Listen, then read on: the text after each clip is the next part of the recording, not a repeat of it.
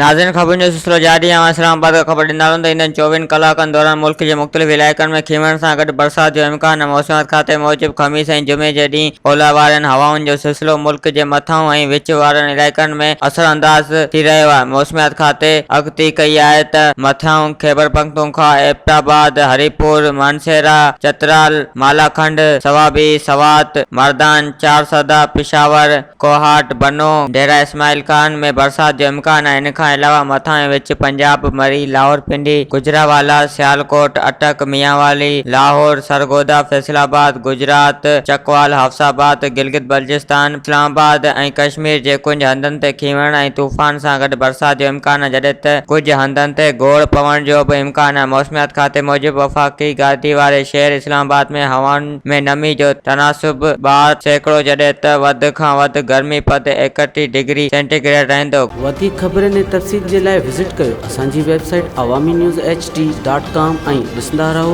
Awami news HD।